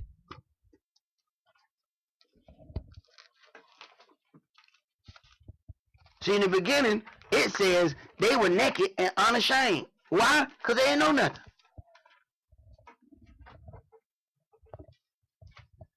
If we ain't careful, one of them children to run right down that hall, butt naked. Mess around and take the diaper out. They take out around. Straight right down the hall. And you'll be running after they little naked body. Get back all the way out. They ain't got no shame. They don't know no better. But I tell you what, a 13-year-old run down that hall butt naked, we're going to beat them to death. You can believe that. You can believe that. We're going to take turns beating you. We're going to line up all the men in here. All right, your turn. You beat him. You better beat him. He gonna learn today. You can believe that. So when they didn't know no better, Yahweh didn't even have no problem with them being naked. Yahweh walks amongst them naked, cause they ain't know no better. But once you do, when you know better, you do better. And once Yahweh knows that you know better, he expects better. Isaiah chapter 47 and verses 1 through 3. Come down and sit in the dust, O virgin daughter of Babylon. Sit on the ground. There is no throne, O daughter of the Chaldeans, for you shall no more be called tender and delicate. Right. And when you deal with this daughter of Babylon, this virgin daughter, she has not been invaded. She has had a little fight with her mama. You know, that little fight that she had with, Europe, that little spat. You have a little family little fight. But then the family get back together. Now, we're talking a real war, like all the invasions that they done went over in other people's land. Ain't no real invasion happened here.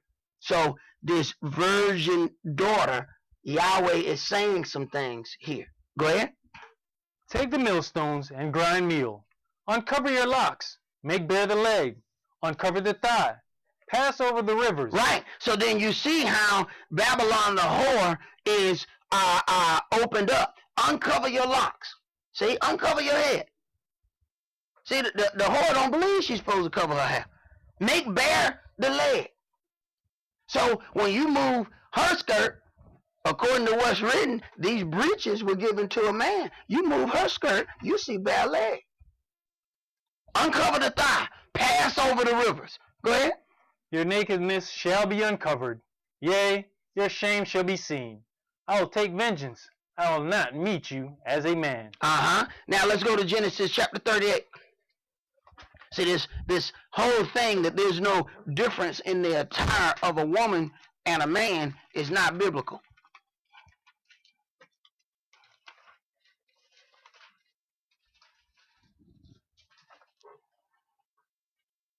Genesis chapter 38, and let's read verses 14 through 15. And she put away her widow's garments all from her, and covered her hair with a veil, and wrapped herself. She wrapped herself. Now, if y'all have never gone to some of those stores, what they call that stuff, shari or sorry, where it's well, I'm sorry. Okay, I said it wrong. Okay, so where the women get one piece of cloth, and you see the African women wear it too. It's a Eastern thing. It's one piece of cloth, and the women wrap it all the way around them. Okay? Understand? And she put her widow's garments from off her, and covered her with a veil, and wrapped herself, and sat in an open place. Go ahead. Which is by the way to Timnath. For she saw that Shelah was grown, and she was not given unto him to wife. Right. So she was married to one brother. That brother died. She was supposed to get the next brother. This thing has not happened. Well, because, there was some issues there. The father was afraid that the next child would die as well. Go ahead. When Yehudah saw her, he thought her to be an harlot, because she had covered her face. Because she covered her face. Now, her face is covered. There ain't no difference between the clothes of a man and a woman, and she got a covered face. You don't know if that's a dude or something. Ain't nobody trying to get with nobody. And they're like, I don't know what that is. I tell you one thing, he could see her body when she wrapped herself, and wasn't nothing wrong with that body. He was able to see that, but he couldn't see her face. So that whole thing that they do in the Muslim community, where they had that whole thing over that girl's face, and she looked like Shakita Vader, Darth Vader's little sister. No, we don't do that. That's what a Hebrew whore look like. If we can't see your face, that's a whore. That's why it says she has a whore's forehead.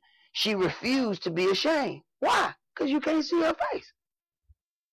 So if she's sitting out in the open and she cover her face, that is a Hebrew whore. So that whole thing, because you have a few Hebrews out there, that, especially when you got on the internet, you have a few of them that talk about their Hebrew and they got their whole face covered. Now, but we don't do that right there. We don't do that. We don't cover. You ain't out there playing pee-pie with just the eyes, and we don't do that. We don't do that right there.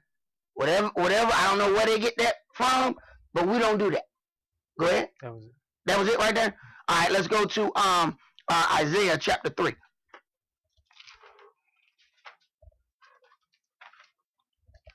See, Yahweh's way is his culture. And being amongst these other nations, we've picked up other pieces of culture that don't have anything to do with us.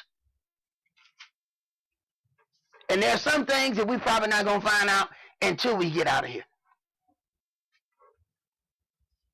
There might be some things that we're doing wrong now that we don't know nothing about. But when you know better, you do better. Isaiah chapter 3, and let's start that at verse 16.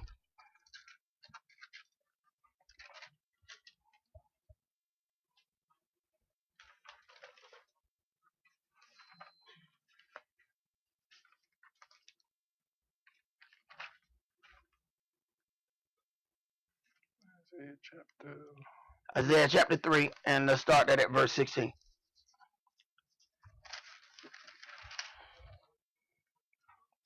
Moreover, Yahweh saith, because the daughters of Zion are haughty, and walk with stretched forth necks and wanting eyes, walking and mincing as they go, and making a tinkling with their feet. Right, with those jewels of the feet. They have all of these chains, and you find this a lot amongst Middle Eastern dress. Go ahead. Therefore the Adonai will smite with a scab the crown of the head of the daughters of Zion, and Yahweh will discover their secret parts. Yahweh will discover their secret parts. There's a way that a woman is supposed to be covered, that there is some secrecy about her parts.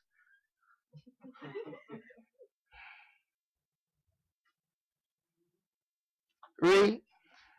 In that day the Adonai will take away the bravery of their tinkling ornaments about their feet, and their cowls, and their round towers like the moon, Mm-hmm. the chains, and the bracelets, and the mufflers, the bonnets. Remember now, the brothers were given bonnets, head coverings as well. Go ahead. And the ornaments of the legs, and the headbands, and the tablets, and the earrings, the rings, and nose jewels, the changeable suits of apparel, and the mantles, and the wimples, and the crisping pins, the glasses, and the fine linen, and the hoods, and the veils. Right. These are all things. So we find that the women are well adorned. Go ahead. And it shall come to pass that instead of sweet smell there shall be stink, and instead of a girdle a rent. Now, a girdle, a belt, instead of being able to tie those things up, now it's going to be a big tear, and you're going to be open and exposed. Now people do that on purpose. Folk will wear something see-through and tell me, why you keep looking at me? Because your privacy don't want public. Go ahead. And instead of well-set hair, baldness, and instead of a stomacher, a girding of sackcloth, and burning instead of beauty. Right. You have a whole lot of people say, well, I don't see where you have to wear no head covering. I tell you what, let a sister go bald. I guarantee you it's going to be a head covering coming out of somewhere. Let that baldness come. And let me tell you something. There's baldness, and then there's baldness when it ain't even baldness. Oh, that's going to get your attention right there. See, it's one thing somebody making themselves bald and they cut their hair. They don't cut their hair even. When hair just fall out and just this part fall out, and then this part come out, and then that part come out, ain't nobody out there trying to show that. How you doing? No. Somebody gonna cover that. Right. Go ahead. You mentioning no place about head coverings, but we just saw 3 of them. The bonnets. Of course. We had the hood. Mm-hmm. And the veils. Right. But somehow people don't see that. Even when you deal with the law of jealousy with the husband, and the husband bring the wife to the priest because he believed that she has gone in unto someone else other than her husband, the first thing that the priest does is remove her head cover. But people don't want to see that, man, because they like the ways of the nation. So they want to deal with a little bit of Yahweh's culture, a little bit of Baal's culture, a little bit of this culture, a little bit of that, and still want to say that they serve Yahweh. Because all that paganism is going on in Israel right now. They got all the cultures mixed all up together, telling everybody it's Yahweh's. Even got them a book to justify it. Talmud and Mishnah and Gemara, they get in that Talmud, and it tells them that they can do whatever it is they want to do. They come up with every bit of paganism, and they use that Talmud to say, it's right there. There it is, right there in the Talmud. I can do that. And there you have it. And now they justify it in their paganism. So they think. Go ahead. Isaiah chapter 3 and verse 25. Your men shall fall by the sword, and your mighty in the war. And her gates shall lament and mourn, and she being desolate shall sit upon the ground. And in that day 7 women shall take hold of one man, saying, we will eat our own bread, and wear our own apparel. Only let us be called by your name, to take away our reproach. Right. Now, according to what's written in the law, if a man has a wife, or especially adding unto his house, he has to be able to take care of those women. This says in that day 7 women are going to take hold of one man, saying, we'll eat our own bread. We're going to take care of ourselves. Here go all the independent women right here. We're going to eat our own bread, and we'll wear our own clothes. We're going to pay our own bills. We're going to provide our own clothes. Just let us be called by your name to take away our reproach. First of all, why you need somebody why you have reproach? If a sister is baptized in the name of Yahshua and carries the holy name of Israel, you don't need a man to have the name of Israel. But if you want them independent sisters, or you belong to one of them congregations with those them Hebrew ninjas who don't believe in baptizing or anything, now them sisters haven't been cleansed. So now they don't carry the name of Israel. So now they need a man to take away their reproach. See, baptized sisters in the word don't need a man to take away no reproach. You have the name of Israel. You have rightfully so gotten the name of Israel. You don't have to grab hold and be the 5th, 6th, 7th sister to grab hold to a brother to try and take away a reproach. That's what this baptism is for. So you have some things here, but because people are going to keep that culture because they want to walk in half of that culture. See, you have some that are baptized in the word, but then they didn't walk in none of it. They still don't have the name of Israel. It ain't that simple. You don't just get in the water and then you can go back out and do whatever that is you want to do. No. There's the physical part of that, and then there's the spiritual part of that, which is being born again and relearning the things that you thought you already knew. Remember, there were 10 virgins, but only 5 of them were wise. He didn't marry them 5 fools, but they were virgins though. He still didn't marry them though. Matter of fact, he just waited just long enough to prove that they ain't have no light. There's some floating about virgins who think that they're going to be invited to the great marriage supper of the Lamb. And Yahweh ain't doing them but waiting just so he can prove to them that they ain't got no oil in their lamp. You finish that up, bro? Yes. Let's go to 1 Corinthians chapter 11. He ain't going to outweigh Yahweh. Time ain't on your side. Yahweh not going to run out of time. Man going to run out of time. Yahweh not running out.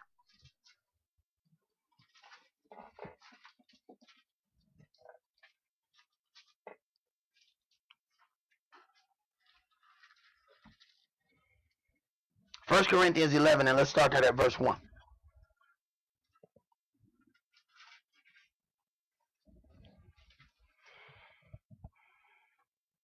Verse 1. Be you followers of me, even as I also am of the Mashiach. Now I praise you, brethren, that you remember me in all things, and keep the ordinances as I delivered them to you. Keep the ordinances as I have delivered them to you. So then we find that there is a culture given unto Israel. Israel was given the law. The Euro-Gentiles were not given the law. So then there are different ordinances that were given unto the Euro-Gentiles. Part of the problem that Saul had was having the children of Israel who were scattered to these places. Then they start trying to teach the Euro-Gentiles, but they were not ordained to teach the Gentiles.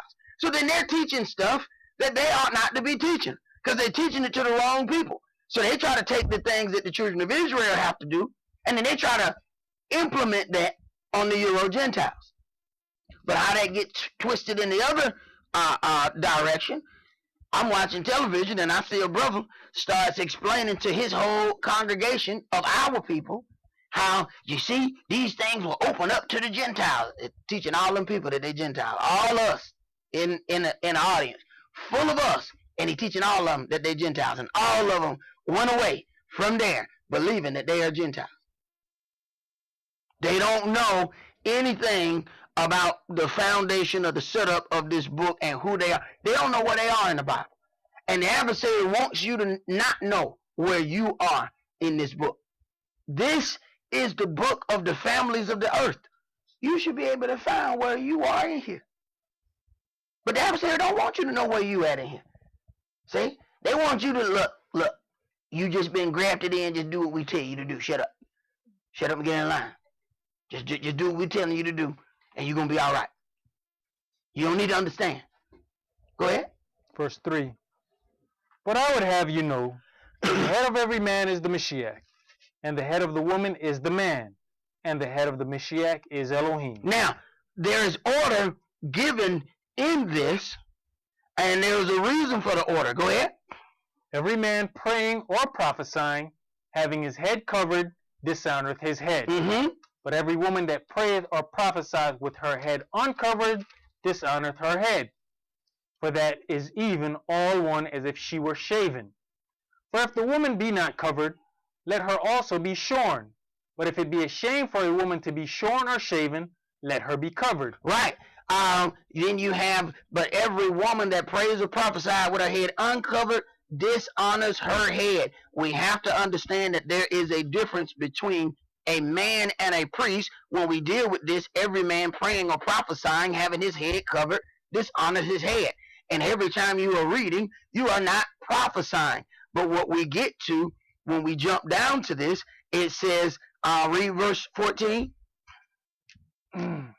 Does not even nature itself teach you that if a man have long hair, it is a shame unto him? But if a woman have long hair, it is a glory to her, for her hair is given her for a covering. So we see that there is a difference in those things, but we always have had men that were under a vow, that they were wear their locks. These things were covered. So to even have this thing that they present to us, that there's no difference in between a man and a woman, even in dress, does not coincide with Scripture. But that's all that we're going to do for today. Remember the Sabbath to keep it holy. Shabbat shalom. Shabbat shalom.